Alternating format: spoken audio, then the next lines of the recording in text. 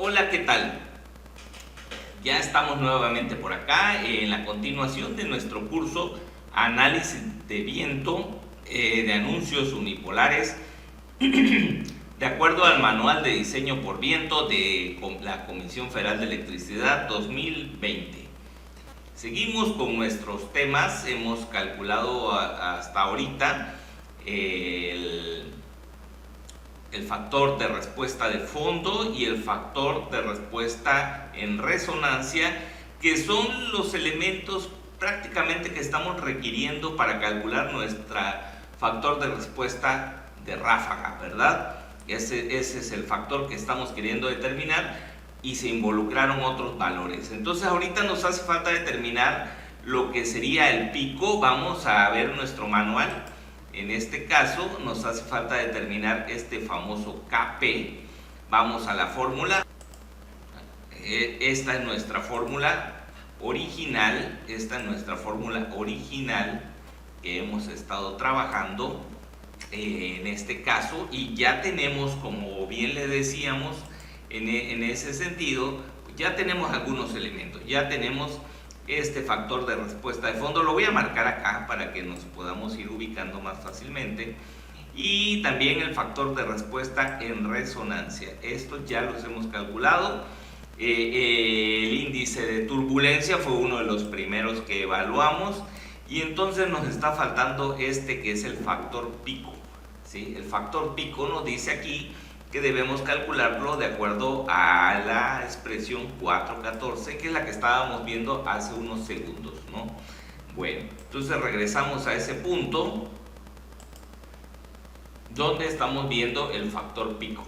El factor pico, dice acá, se define como la relación del valor máximo de las fluctuaciones de la respuesta entre su desviación estándar.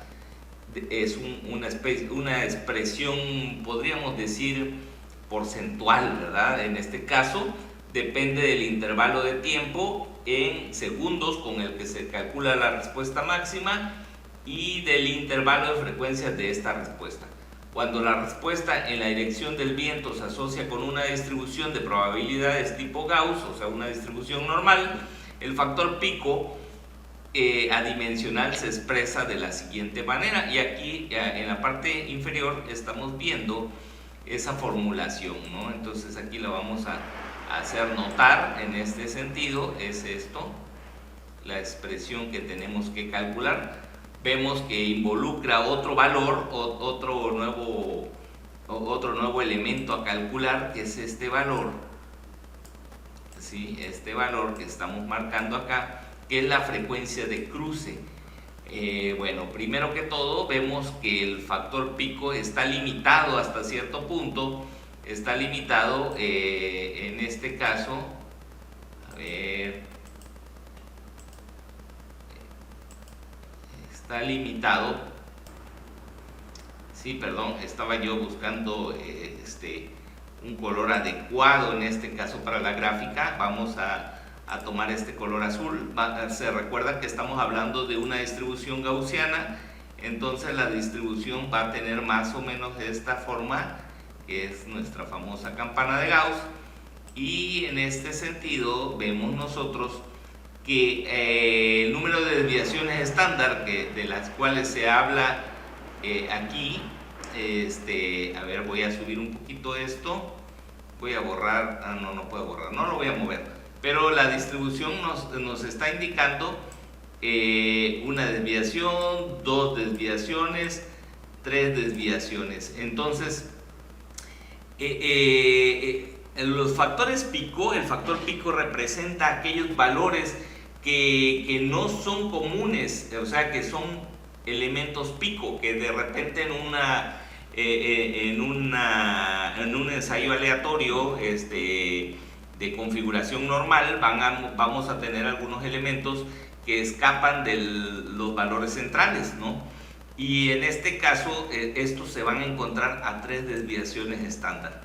Por esta razón, esos valores picos, el valor pico está siendo limitado para un valor mayor de 3, ¿sí? Estos son tres desviaciones estándar en este caso, y por lo tanto el valor pico van a caer todo lo que quede en esta zona o bien en esta otra zona, ¿verdad? Siempre y cuando aquí haya tres desviaciones estándar. ¿Sí? Entonces eso es lo que nos está pretendiendo dar la fórmula, pero pues con esta expresión, ¿no? Bueno, luego también nos habla de la frecuencia de cruces por cero. Lo que sucede que las oscilaciones van a tener un mecanismo de comportamiento de esta manera, ¿sí? Van a tener un comportamiento de esta manera. Vamos a hacerlo muy normal, muy natural. La verdad es que puede ser que sea como en el sismo, ¿verdad? Que tenga picos un poquito discordes, ¿no? Aunque el viento es un poquito más regular, no es como el sismo, en este caso es más de esta manera. No obstante, aquí lo que estamos tratando de regular es estos cruces por el cero, ¿verdad? Estos cruces por el cero es lo que está tratando de regularse aquí. La frecuencia en que se cruzan este comportamiento de nuestra estructura por cero, ¿verdad? Como está oscilando la estructura, pues va un momento en que va y viene la estructura, y esos cruces son los que, esa distancia entre los cruces, esa frecuencia en que ocurren estos cruces, es lo que se está calculando por el medio de esta B. Y eso de alguna manera, vamos a borrar esto ya para que podamos desplazarnos. Entonces esto se calcula mediante esta otra expresión. Esta expresión tiene que ver la frecuencia fundamental que ya habíamos calculado con la anterioridad, y pues lógicamente los factores que están regulando ese comportamiento, que es la frecuencia de fondo, la respuesta de fondo y la respuesta de resonancia, ¿no? Dándole cierto énfasis en la resonancia.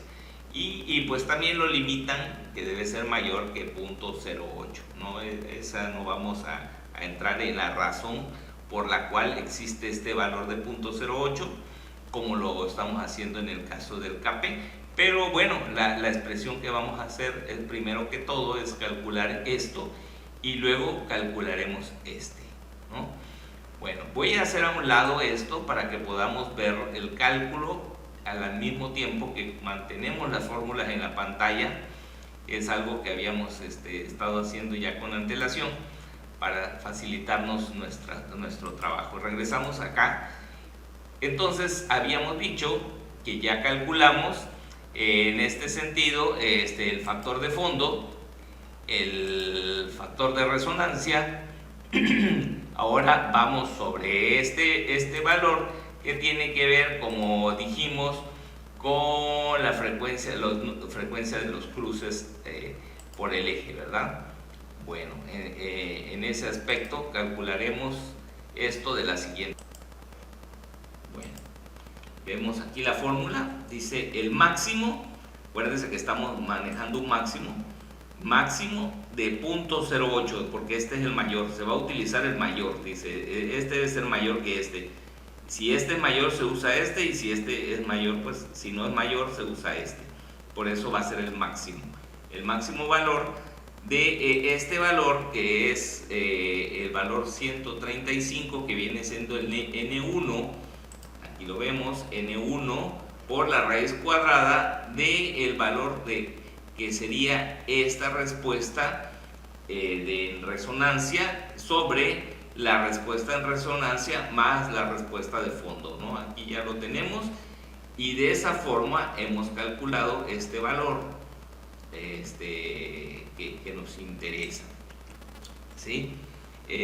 También el valor de KP estamos viéndolo en una relación muy sencilla, y aquí la estamos viendo, es 2 por el logaritmo natural de 600 por el valor de la frecuencia de los cruces por cero, ¿verdad? 2.76.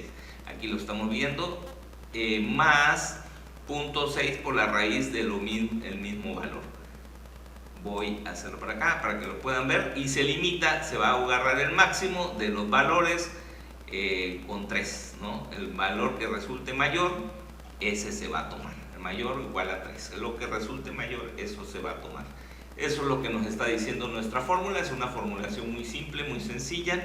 Y con eso ya tenemos este factor de pico, este valor de pico, y por lo tanto ya podemos calcular el factor de respuesta, el factor de ráfaga, de respuesta de ráfaga. Ese es el que nos interesaba determinar, ¿no?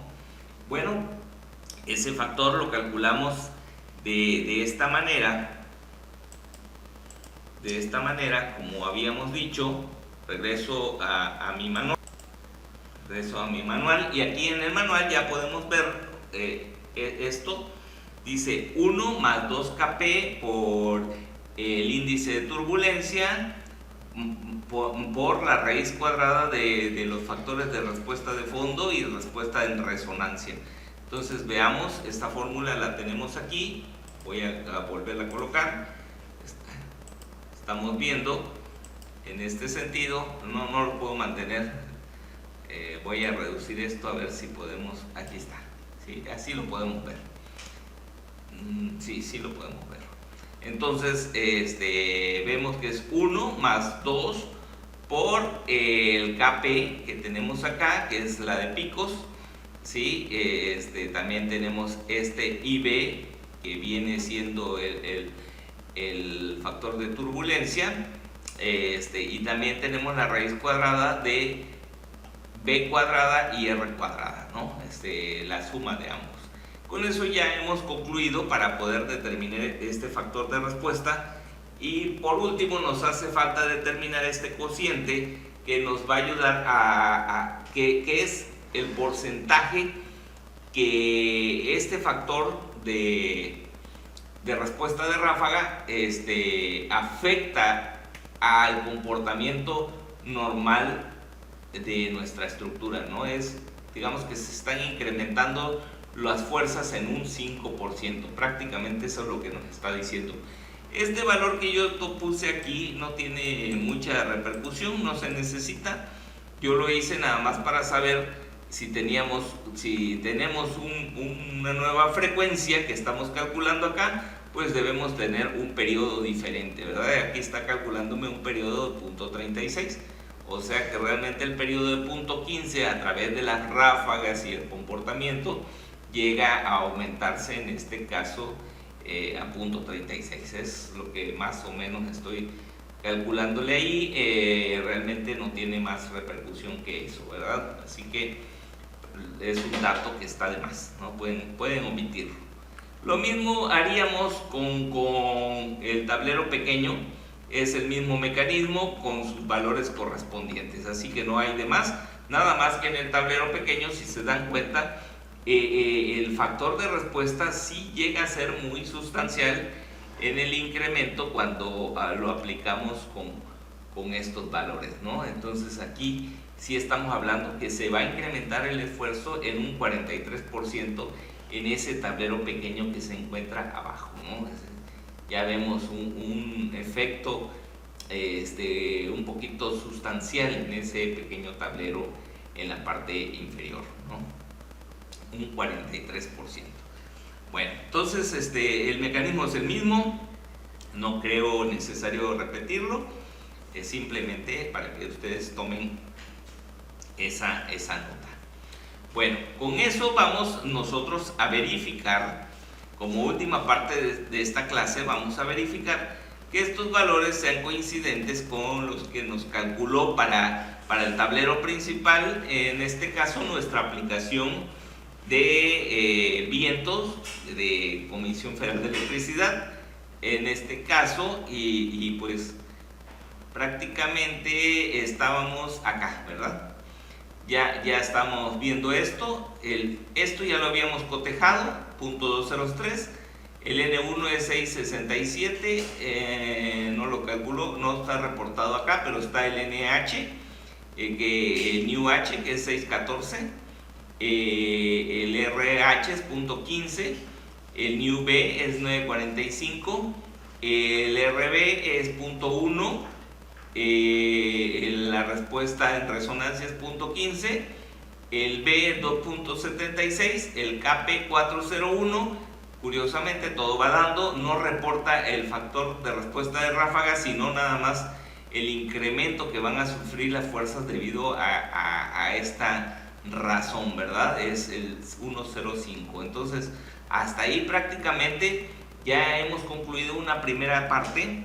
Lo que seguiría es calcular, no lo voy a calcular en esta ocasión, pero se las vamos a comentar, de una vez aprovecho para comentarlo. Lo que sigue es calcular el viento sobre una esquina.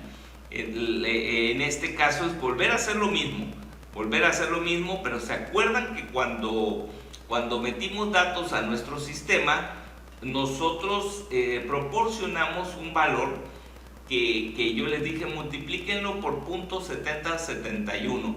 Estamos hablando de que les dije el 0.15, multiplíquenle por 0.7071 para más o menos estimar esa respuesta en la diagonal, ¿verdad? Lo que pasaría sobre la diagonal. Y realmente eso tiene que ver con lo siguiente. En ese sentido, estamos hablando, en este caso, que hemos calculado hasta ahorita el factor de 1.05 del factor de respuesta de ráfaga para nuestro tablero principal. Se refiere a la afectación que sufre la fuerza que incide directamente sobre el cuerpo del tablero, ¿sí? En este caso a 0 grados.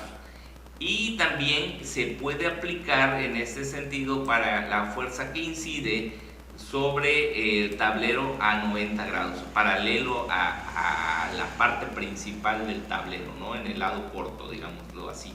Entonces, para esto, el factor de ráfaga que hemos calculado de 1.05, la proporción del factor de ráfaga que hemos determinado es esto, ¿no? Es estos valores que van a aplicarse para determinar las fuerzas en estos dos sentidos. Sin embargo, existe una fuerza que va a 45 grados y esa es la que de alguna manera nos hace falta determinar, ¿no? En este caso, de alguna forma nosotros tenemos que evaluar eso, ¿no? Si se dan cuenta, el tablero en ese sentido es dividido en partes, 2H, 4H y mayor de 4H. H tiene el mismo significado que hemos visto anteriormente, lo veamos. H tiene el mismo significado que hemos visto con anterioridad y se refiere prácticamente a esto, ¿no?